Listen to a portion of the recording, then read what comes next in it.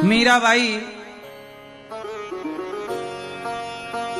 पिछले जन्म में यही ब्रजमंडल की एक सामान्य सी एक लड़की थी, लेकिन देखो प्रेम जब अनंत हो गया तब रोम रोम संत हो गया। प्रेम जब अनंत हो गया तब रोम रोम संत हो गया। मीराबाई का पिछले जन्म में नाम था माधवी। इसी ब्रजमंडल की एक सखी थी माधवी।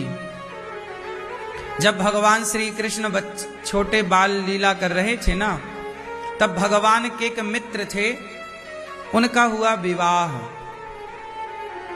तो ये माधवी अर्थात इस जन्म की मीरा, पिछले जन्म की माधवी, इन माधवी का विवाह हुआ भगवान श्री कृष्ण के मित्र के साथ। जब मित्र से विवाह हुआ तो माधवी अपने गांव से विदा होकर के वृंदावन आई। इसी वृंदावन में तो भगवान को पता चला कि मेरे मित्र का विवाह हो गया है। तो भगवान श्री कृष्ण गैया चरा के बछड़े चरा के लौट रहे थे। रास्ते में मित्र की लौटती हुई बारात मिल गई। तो भगवान श्री कृष्ण अपने मित्र से बोले, अरे लाला, तू तो दूल्हा बना बैठा है, ये बता हमारी भाभी कहाँ है?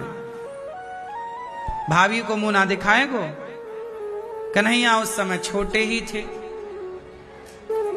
तो भगवान श्री कृष्ण अपने मित्र से बोले कि भाभी को दर्शन ना कराएगो। तो मित्र ने कहा, लाला डोली में बैठी है, जाके ने देख ले। उस जमाने में दुल्हन डोलियों पर चला करती थी। तो डोली आ रही थी। भगवान श्री कृष्ण जैसे ही उस डोली की ओर बढ़े तो माधवी को उसकी मां की एक बात याद आ गई। माधवी की मां ने माधवी को बताया कि बेटा, तुम वृंदावन में जा रही हो, वहां एक कृष्ण कन्हैया नाम का लड़का रहता है, बड़ा ऊधमी है, और हमने सुना है कि जो उसे देख लेता है उसका चित्त उसकी ओर खिंच जाता है। माधवी बेटा, तुम एक काम करना, तुम जिससे ब्याह करके जा रही हो वही तुम्हारा पति है। तुम कभी किसी पर पुरुष को ना देखना। पर मैंने सुना है कि कोई स्त्री कितनी भी पवित्र हो, पतिव्रता हो, पर मैंने सुना है कि कृष्ण कन्हैया इतना सुंदर है कि जो देखता है उस स्त्री का मन खिंच जाता है। तो बेटी, तुम एक काम करना कि जब कन्हैया तुम्हारे सामने आए तो आंखों को मूंद लेना, आंखों को बंद कर लेना। माधवी के बारे में माधवी को बता रखा माने कि कन्हैया इतना सुंदर है, कहीं तुमने एक बार देख लिया और तुम्हारा भी मन यदि उसमें चला गया। अच्छा, माधवी की मां को यह पता नहीं था कि वो भगवान है। उन्हें यह सूचना मिली थी कि कोई बालक है कृष्ण नाम का, जिसके बारे में बड़ी दूर दूर चर्चाएं हैं कि यशोदा का छोरा बहुत सुंदर है, इतना सुंदर है कि जो देखता है देखता रह जाता है। और ये बात सही भी है, भगवान को देख करके कौन नहीं देखता रह जाएगा। लेकिन माधवी की मां को ये नहीं पता था कि ये भगवान है। उन्हें ये पता था कि वो बस बालक है और बहुत सुंदर है, बस। अब माधवी को पाठ पढ़ा दिया कि कभी तुम्हारे सामने आवे तो आंखें बंद कर लेना, बस। अब जब कन्हैया दौड़े दौड़े आए, भाभी भाभी तना मुंह तो दिखाओ ने, तो माधवी को लगा कि हो सकता है ये वही कन्हैया हो, क्योंकि मां ने बताया था नटखट बहुत है, शायद कन्हैया हो। तो माधवी ने क्या किया, एक कपड़ा लिया और कपड़े से अपना मुंह ढक लिया, आंखें ढक ली, पूरा मुंह ढक लिया, घूंघट पूरा कवर कर लिया, ऊपर से भी कुछ कपड़ा लगा लिया। कन्हैया डोली का पर्दा हटाए, और जब डोली का पर्दा हटा के कहा, भाभी, अरे सखी, बात ना करेगी, मोते बात करवे की ताई बड़ी गोपियां तड़पे, और तू अपनो मुंह ही ढक ले। भगवान ने बहुत कहा, सखी एक बार देखो तो सही, एक बार बात तो करो, एक बार दर्शन तो दो अपना। पर माधवी काहे को मुंह खोले। मां ने सिखा रखा था कि बड़ा सुंदर है, कहीं देख लिया तो मन ना चला जाए, तो मुंह ढका ही रखा। भगवान बहुत कहते रहे कि एक बार देखो। जब नहीं खोला तो भगवान जाते हुए बोले, सखी अब तरस जाएगी तू देखने के लिए। ये कहकर भगवान श्री कृष्ण चले गए। माधवी अपने ससुराल आई, वृंदावन में उसकी ससुराल, यहां रहती, चर्चा सुना करती कि आज कन्हैया ने उसके घर माखन चुराया, आज उसके घर में गोपियां कृष्ण के संग रास रचाती, तो ये बात भी माधवी सुना करती। उससे बड़ा बुरा लगता कि बताओ तुम कैसी स्त्रियां हो, ये कृष्ण आखिर कैसा है। अब उसके भीतर कृष्ण को देखने की इच्छा ही नहीं थी, क्योंकि मां ने पढ़ाया था कि वो कोई बच्चा बालक सुंदर है और वो अपने पति के साथ रहती। कभी कन्हैया आया करते तो वो अपने कमरे में घुस जाया करती। ऐसे करते करते वर्षों बीत गए। एक दिन की बात है कि जब इंद्र ने मूसलाधार पानी बरसाया, जब खूब पानी बरसाया तो सारे ब्रजमंडल में हाहाकार मची। तब सारे ब्रजवासी कृष्ण की शरण में आए। तो भगवान ने कहा, चलो हम गिरिराज जी की पूजा किए हैं ना, तो उसी को उठाते हैं, वही हमारी रक्षा करेंगे। भगवान गए और खेल खेल में गिरिराज जी को उठाए। खेल ही खेल में भगवान ने गिरिराज जी को उठा लिया। अब जब गिरिराज जी को उठाया तो सारे ब्रजवासी नीचे आ गए, तलहटी पर गैया आ गई, लोग अपनी जान बचाने के लिए नीचे आ गए।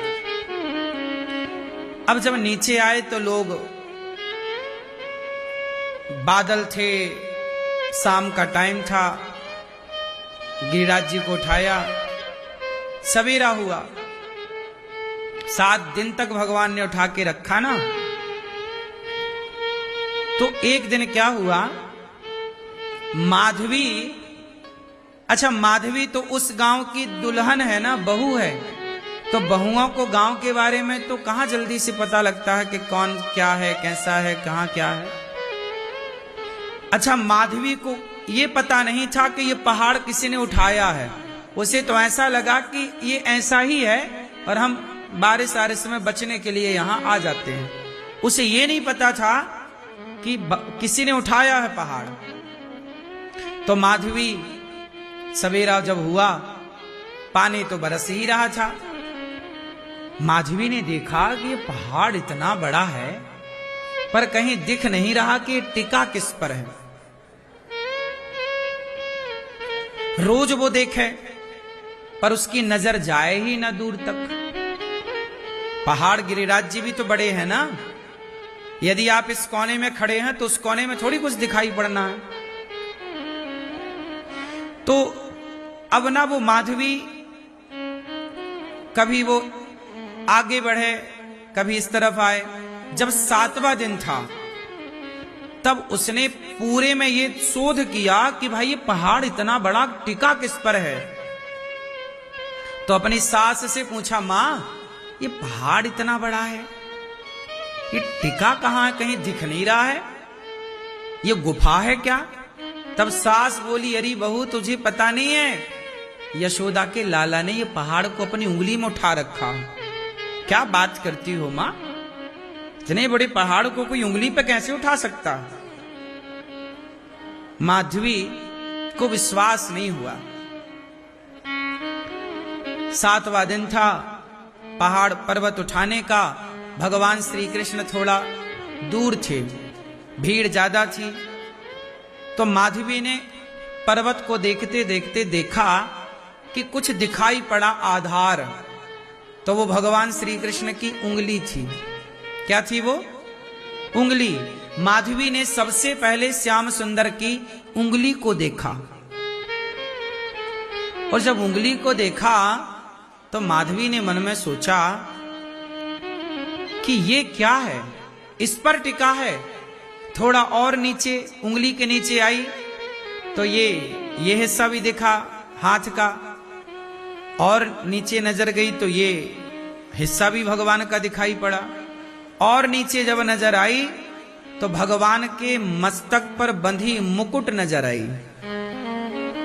माधवी सोची ये हाथ दिख रहा है, पर आज तक मैंने इतना सुंदर हाथ नहीं देखा। हाथ लोगों के होते, किसी का हाथ बहुत अच्छा है, सुंदर है, ठीक है, लेकिन इतना सुंदर हाथ, इतनी सुंदर उंगली, ये तो भगवान पता नहीं कौन है। अब जब धीरे धीरे नजरें नीचे गई, भगवान के मुकुट पर गई, और आज विवाह के वर्षों बाद जब पहली बार उसने श्याम सुंदर को देखा, मां ने मना किया था कि देखना मत, लेकिन उसे ये थोड़ी पता था कि कन्हैया है ये। उसे तो लगा कि पता नहीं किसने पहाड़ उठाया है। सास ने बताया कि यशोदा के छोरा ने उठाया है, पर उसे विश्वास नहीं हुआ। अच्छा, यशोदा का छोरा कौन है उसे पता भी तो नहीं था ना, कभी देखा भी नहीं था, बस नाम से जानती थी वो। और जैसे ही उसने भगवान के मुखमंडल को देखा, आंखों को देखा, भगवान के स्वरूप को देखा, तो माधवी अपनी जब बचपन में छोटी थी तो माधवी की मां पूजा करती थी। तो माधवी ने पूछा एक दिन अपनी मां से कि मां, तुम पूजा जिनकी करती हो वो कैसे दिखते हैं? तो मां ने बताया था कि बेटा वो भगवान हैं, बहुत सुंदर हैं, उनकी आंखें बहुत सुंदर हैं, उनके घुंघराले से बाल हैं, उनके जैसा इस संसार में कोई नहीं है बेटा। सुंदरता भगवान की मां ने तो बताया, और जैसा जैसा मां ने वर्णन किया भगवान का, वैसे ही वैसे सामने माधवी ने देखा। भगवान कृष्ण की आंखें, उनके मुकुट पर मोर का पंख, उनका एक एक अंग। माधवी बोली ये तो भगवान है, ये तो भगवान है। अब तो माधवी दौड़ी भगवान की ओर, अरे ये तो भगवान है। सास बोली बहू कहां जा रही है? मां वो भगवान है। कौन? वो देखो वो। सास को लगा बहू को क्या हो गया, पकड़ लिया, यहां बैठ। अरे वो भगवान नहीं है, वो यशोदा का छोरा, वही तो कन्हैया है। अच्छा ये कन्हैया है। अब तो भैया याद आई कि मैंने तो इन्हें अपना मुंह दिखाने और देखने से इन्होंने कहा था कि एक बार तो देखो। अब वो सब सोच ही रही थी, तब तक 7वां दिन पूरा हुआ। सूचना मिली कि गिरिराज जी से सब बाहर चलो, भगवान गिरिराज जी को अब रखने वाले हैं। और भगवान श्री कृष्ण ने गिरिराज जी को रख दिया। परंतु माधवी के मन में वही छवि बस गई। अब वो दिन भर उसी छवि का ध्यान करे और सास से कहे कि एक बार कन्हैया से मिला दो मां। सास जाए कि कन्हैया हमारी बहू मिलना चाहे लाला तेरे से। कन्हैया बोले अरे मैया तेरी बहू से मैं ना मिलना चाहूं, मैं तो गयो मिलवे, तेरी बहू ने मुंह ही ना खोलो, अब मैं ना मिलूं तेरी बहू से। ऐसे करते करते 3 वर्ष बीत गए, पर भगवान कृष्ण माधवी से मिले नहीं। पर वो माधवी तड़पती रही, बहू थी, कहां जाए, कहां मिले, कैसे मिले, कुछ पता नहीं। 10-10.5 वर्ष के कुछ दिनों बाद हुआ क्या कि भगवान श्री कृष्ण सदा के लिए वृंदावन छोड़ करके मथुरा चले गए। अब जब मथुरा गए तो माधवी जब ये सुनती है कि कृष्ण मथुरा चले गए, तो माधवी भगवान के प्रेम में मूर्छित हो जाती है। प्रभु एक बार तो दर्शन दे दो, एक बार तो दर्शन दे दो, एक बार तो छवि दिखाओ, हमारा अपराध हो गया प्रभु, हम आपको जान ना पाए, पहचान ना पाए, हे प्रभु एक बार हमें दर्शन दे दो, एक बार हमें अपने चरणों से लगाओ। ऐसा कहते कहते वो मूर्छित हो गई माधवी। फिर उसके सपने में भगवान श्री कृष्ण आए और भगवान कृष्ण बोले कि अब इस जन्म में तो आपको हमारा दर्शन नहीं होगा, लेकिन तुम कलयुग में मीरा बनकर के प्रकट होना और भक्ति का प्रचार प्रसार करना, हमारे दर्शन की कामना करना, हमसे प्रेम करना। तुम्हारे इस जन्म की तपस्या कलयुग में जब मीरा बनकर आओगी तब पूरी होगी, मैं तुम्हें कलयुग में मिलूंगा। वही माधवी इस जन्म में मीरा बनती है और वो क्या कहती हैं कि मेरे तो गिरधर गोपाल। इसलिए मीरा किसको कहती? गिरधर। इसलिए वो किस गोपाल की पूजा कर रही हैं? गिरधर, गिरिवरधारी। गिरधर मतलब गिरिराज जी को धारण करने से उनका नाम पड़ा गिरधर, क्योंकि माधवी ने पहली बार भगवान को देखा कहां था? गिरिराज जी उठाए हुए। इसलिए मीरा कहती है कि मेरे तो गिरधर गोपाल, दूसरो ना कोई नहीं है मेरा उस गिरधर गोपाल के सिवा। वह माधवी मीरा बनकर प्रकट होती हैं और प्रकट होती हैं तो बचपन से तड़पती हैं। किसके लिए? हैरी मैं तो प्रेम दीवानी, मेरो दर्द न जाने कोई। दर्द की मारी वन वन डोलूं, वैद मिले नहीं कोई। वो पिछले जन्म की पीड़ा आज भी सता रही है। एक बात बताएं, कई बार भगवान का दर्शन सहज में हो जाता है, कई बार सहज में हो जाए तो हमें उसकी कदर नहीं होती, कीमत नहीं होती। जब भगवान कृष्ण कह रहे थे कि एक बार तो मुंह खोल के सखी देख, तब ये मुंह ढके बैठी थी, समझ नहीं पाई। कई बार हम लोग समझ नहीं पाते। जैसे आप लोगों को ये मानव का जीवन मिला है, आप लोग इस जीवन को पाके कहां समझ पा रहे हैं? आप लोग मतलब आप लोग नहीं, बहुत लोग और लोग कहां समझ पा रहे हैं? कहां लोग भगवान से प्रेम कर पा रहे हैं? संसार के प्रेम में ये जगत उलझा पड़ा है। ये दुनिया के लोग प्रेम किससे कर रहे हैं? गाड़ी से प्रेम है, संसार की वस्तुओं से प्रेम है। संसार की वस्तुएं काम चलाने के लिए, सर्दी आती है हम रजाई ओढ़ते हैं, सर्दी आती है हम कंबल ओढ़ते हैं। कंबल सहयोगी है सर्दी मिटाने के लिए। अब कंबल से प्रेम के यार ये तो बहुत सॉफ्ट कंबल है, बहुत अच्छा महंगा ब्रांडेड कंबल है, अब उसी को लिए घूमो तो यह अज्ञानता है। सर्दी मिटाने के लिए आपको कंबल मिला है, सर्दी मिटाने के लिए गर्म कपड़े मिले हैं। उसी तरह आपके जीवन में आप अकेले ना रहें, इसलिए आपको जीवन संगनी मिली है, जीवन साथी मिला है, पति और पत्नी। ये एक संसार की जरूरत थी, पत्नी की और पति की सो मिला। जैसे कंबल सर्दी मिटाने के लिए चाहिए, उसी तरह जीवन जीने के लिए एक से भले दो पति और पत्नी, संतति आगे बढ़ाना है तो एक से भले दो पति पत्नी। ये सारी चीजें, गाड़ी, घर, बंगला, पैसा, ये सारी चीजें संसार में एक व्यवस्था के लिए मिली हैं, ना कि प्रेम करने के लिए, ना कि आसक्त होने के लिए। इसलिए मीराबाई ने किसी से प्रेम नहीं किया। किया? बोलो। एक कहावत मैं आपको बोलूंगा, अर्थ बताइए आप। दूध से जली बिल्ली छाछ को भी फूंक फूंक के पीती है ना?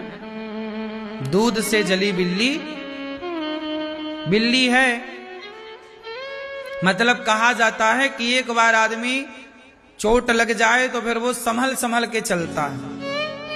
मीराबाई को पिछले जन्म में चोट लग चुकी थी, वो भगवान को गवा चुकी थी, पर इस जन्म में अब वो गवाना, आपसे यही तो हम कहते हैं कि मीरा को चोट लग चुकी थी तो वो अब गवाना नहीं चाहती, इसलिए वो कहती हैं कि मैं और किसी से प्रेम नहीं करूंगी। पति भोजराज थे मीराबाई के,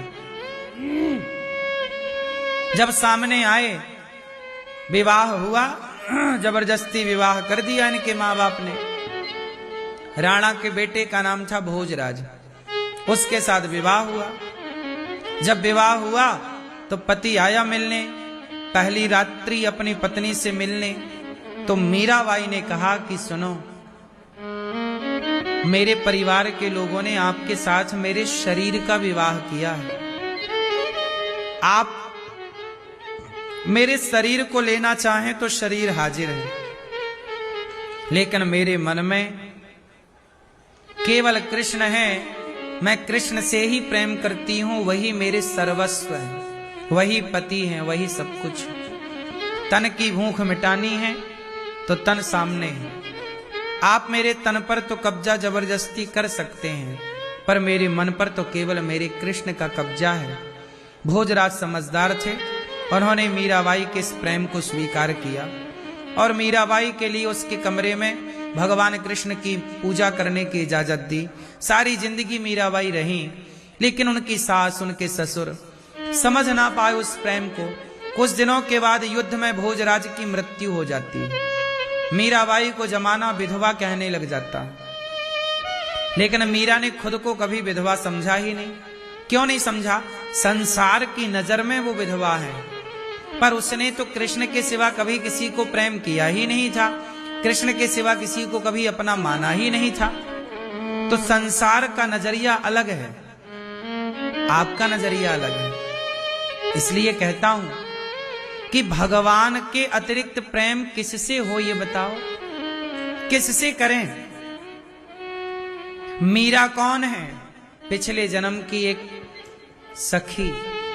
सोचिए कि जब मीरा दूसरे गांव की होकर के कृष्ण से इतना प्रेम करती है, जिसने कभी जी भर के कृष्ण को देखा नहीं, वो कृष्ण से इतना प्रेम करती है, तो जो गोपियां कृष्ण को जी भर देखती थीं, वो गोपियां भगवान से कितना प्रेम करती होंगी।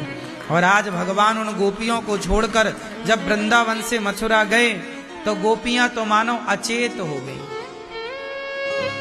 प्राण निकल गए, ऐसी स्थिति उत्पन्न हुई। इसलिए हम आपसे एक बात कहते हैं कि भगवान से प्रेम करना है, संसार के प्रेम में उलझना नहीं। संसार में जैसे बिल्ली दूध से जली छाछ को फूंक फूंक कर पीती है, ऐसे शायद आप भूल गए होंगे, आप भी कई बार जन्म लेके मर चुके। आज मौका मिला है प्रभु से प्रेम करने का, इसलिए उस प्रेम में सबको ना जोड़िए, सबको ना जोड़िए। मौका है, अवसर है। मनुष्य जीवन क्या है? एक अवसर है। क्या करने का?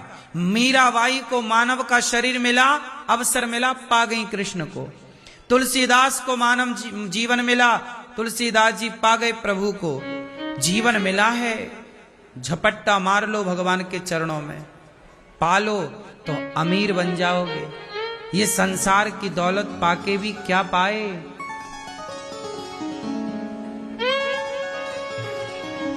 टाटा जी के पास क्या कमी थी दौलत की, पर इतना कुछ पाके भी क्या पाया? सब ना छोड़कर यहीं जाना पड़ा। टाटा जी गए, अभी क्या लेकर चले गए? कौन सी दौलत लेकर चले गए? क्या कमी थी उनके पास? जो दौलत संग जानी है वो दौलत तो कमाओ, जो दौलत यहीं रह जानी है उसके पीछे क्यों मरते हो? पैसा कमाना चाहिए, पैसा संसार की जरूरतें पूरी करने के लिए पैसा कमाओ, लेकिन इस पैसे की होड़ में, इस पैसे की दौड़ में उस परमात्मा को ना भूल जाओ जो हमारी यथार्थ संपत्ति है। गोपियां रो करके पुकारती, गोपियां रो कर कहती कब आएगा मेरा सांवरिया, कब आएगा मेरा सांवरिया, कब आएगा मेरा सांवरिया, कब आएगा मेरा सांवरिया, कब आएगा मेरा सांवरिया, कब आएगा मेरा सांवरिया, कब आएगा मेरा सांवरिया, कब आएगा मेरा सांवरिया। जब आएगा तो प्रभु ये तो बताओ कब आओगे। कृष्ण का इंतजार, आएंगे। कृष्ण नहीं आए, उद्धव जी आ गए। जब उद्धव आए तो गोपियों को समझाने लग गए। भगवान कृष्ण के एक मित्र का नाम है उद्धव। जब गोपियों की याद श्री कृष्ण को आई तो भगवान कृष्ण ने उद्धव जी से कहा, जाओ हमारी गोपियों को, हमारी माँ को समझाओ, और वो रोती बहुत है हमारी याद में, जरा तुम ज्ञान का पाठ पढ़ाओ। उद्धव माँ यशोदा के पास आए, ज्ञान की बातें करने लगे कि माँ देखो कृष्ण तो भगवान है, क्या रोना उनके लिए, वो तो कण कण में रहते हैं। अच्छा ये बताओ, कण कण में रहते हैं भगवान, ये बात सही है कि गलत है? लेकिन ये बताओ, कण कण में रहते तो हैं भगवान, पर कण कण में रहने से हमारा क्या लाभ है? आपका कोई लाभ है? सुनो, आपकी गाड़ी माना कि पंचर हो गई, आपने कहा भाई साहब कहीं हवा मिलेगी, तो बताओ हवा तो कहां नहीं है? हवा सब जगह है कि नहीं? बोलो हाँ, हवा तो सब जगह है, पर जब गाड़ी पंचर होती है तो सब जगह की हवा काम आती है? बोलो, तब कौन सी हवा काम आती है? वो हवा जो एक मशीन के द्वारा, एक पाइपलाइन के द्वारा आपके ट्यूब में सेट होती है और वो अंदर जाती है। हवा सब जगह है, पर सब जगह की हवा से हमारी गाड़ी का पंचर ठीक ना होगा?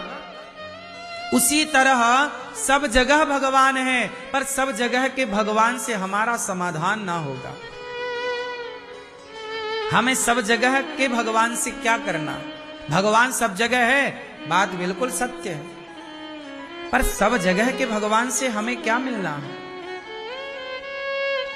हमारे दिल में तो वो भगवान चाहिए जो हमारे पास बैठकर बातें करे, हमसे मिले, दो बातें हम कहें तो वो सुने और दो बातें वो कहें तो हम सुने। हाँ या ना? सब जगह भगवान रहते हैं, इससे हमें क्या करना? सब जगह के भगवान से हमारा काम ना बनेगा, हमें तो वो भगवान चाहिए उद्धव जो कृष्ण हमारे घर में आकर माखन चुराता था, हमें वो वाला कृष्ण चाहिए जो हमारे संग